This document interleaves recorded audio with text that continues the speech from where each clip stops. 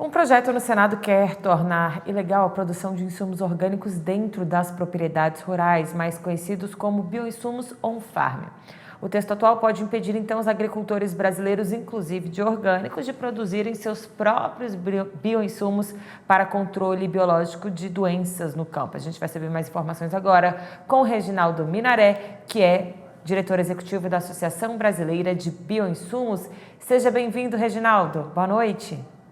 Boa noite, Raíssa. Obrigado.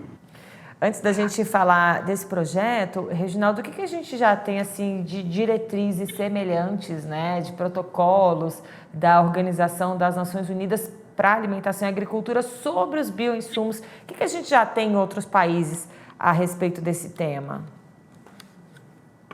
Olha, os produtos biológicos já são utilizados de longa data.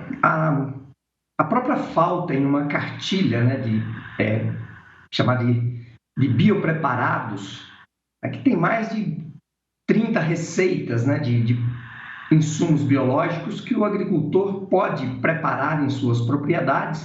E essa cartilha da FAO é muito destinada à agricultura urbana e periurbana. E são receitas que foram passadas de pai para filho já de longa data. Então, o uso de produtos biológicos na agricultura não é uma peculiaridade brasileira e não é algo de hoje, né? Já vem de longa data. E aqui no Brasil, como está essa produção? Avançou? Sim, o Brasil provavelmente é um espaço para se fazer um estudo de caso, né? Os agricultores aqui, no início, começaram a produção dentro do universo dos orgânicos, né? Até aproximadamente 15 anos atrás, 12 anos atrás, muita gente falava que a produção de bioinsumos e o cultivo, né, a prática da agricultura com bioinsumos, era algo mais de agricultura de pequena escala, né, coisa de nicho, né, de mercado. E isso evoluiu muito e hoje já se demonstrou que é absolutamente viável praticar uma agricultura de larga escala utilizando bioinsumos. Então, milhares de agricultores brasileiros estão produzindo seus bioinsumos em suas propriedades e utilizando com sucesso e conseguindo controlar custos. Já é uma prática muito comum na agricultura brasileira, tanto de grande escala quanto de pequena escala. Eu ia justamente perguntar já sobre os custos. Esse tipo de produção pode reduzir em quanto, mais ou menos? A gente tem uma média do quanto o produtor economiza produzindo os próprios bioinsumos? Olha, o custo de produção, por exemplo, de uma lavoura de soja, de milho, ele pode chegar a 30% de redução com o uso de bioinsumos. E com uma situação peculiar. Os bioinsumos, eles têm uma ação prolongada, principalmente quando o agricultor adota não apenas os bioinsumos, mas uma prática de agricultura regenerativa, utilizando, por exemplo, remineralizadores, fertilizantes naturais, os bioinsumos, né, a prática do plantio direto e também o uso de plantas de cobertura, né, o que compõe aí o pacote do que hoje se chama de agricultura regenerativa. Com isso, o agricultor tem uma melhoria muito grande da qualidade do solo, né, e isso é um ativo importantíssimo que reflete na qualidade da biodiversidade acima e abaixo do solo, né, os polinizadores e também na qualidade nutricional dos produtos. É uma nova agricultura que está sendo introduzida no Brasil e até de uma certa forma silenciosa. E, Reginaldo, o que esse projeto prevê, então? É inibir esse tipo de produção? Quais são os argumentos utilizados para que os bioinsumos on-farm não avancem?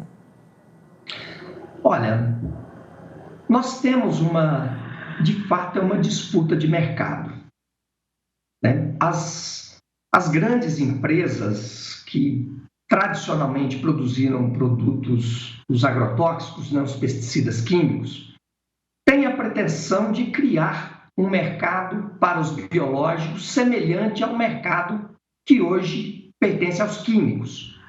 Só que para os biológicos não é razoável que se tenha o mesmo modelo de negócio. Então, a pretensão das grandes indústrias, especialmente para o campo dos micro-organismos, é buscar proibir que o agricultor continue fazendo os bioinsumos para ela, a indústria, ter um monopólio de oferta desses insumos. O que para os agricultores seria péssimo, porque isso significa retirar um direito que os agricultores hoje já possuem. Certo. E a questão assim de medo, de talvez propagar alguma doença ali, né? Questões fitossanitárias, que o setor produtivo já pode argumentar a esse respeito? Olha, nós temos uma experiência de milhares de hectares produzidos com bioinsumos e nós não temos registro de nenhum problema.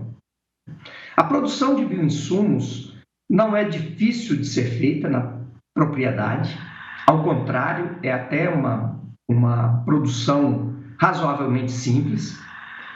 O que precisa ter é bastante higiene com o local de produção, com os instrumentos de produção e usar, por exemplo, uma água de boa qualidade e fazer o controle necessário, o que não é difícil de ser feito e o agricultor já está fazendo no Brasil com muita qualidade. Tá certo, Reginaldo. A gente segue acompanhando. Quais são as expectativas aí? Qual seria o melhor caminho para conciliar os interesses? Olha, nós defendemos que o projeto de lei tenha uma redação garantidora para todos os modelos de negócio. Para a grande indústria que trabalha com os produtos de prateleira, ou seja, os bioinsumos prontos para uso, as empresas que produzem inóculos para os agricultores produzirem os bioinsumos em suas fazendas e também para aqueles agricultores, principalmente da pequena agricultura, que trabalha com a produção de colônias, né, de grupos de micro-organismos coletados em suas propriedades, são chamados de produção de comunidades, né? Então, todos esses modelos de negócios nós gostaríamos de ver contemplados nesta lei. E nós temos capacidade científica no Brasil suficiente para orientar os agricultores, o Ministério da Agricultura poderia produzir os manuais de produção, né? Então não temos nenhuma dificuldade de ter essa convivência, né, dos diversos modelos de negócio. Para um florescer, não precisa sacrificar os outros. Tá certo, Reginaldo, a gente segue de olho nesse tema. Muito obrigada pela sua participação aqui com a gente. Uma boa noite. Boa noite, obrigado pelo convite.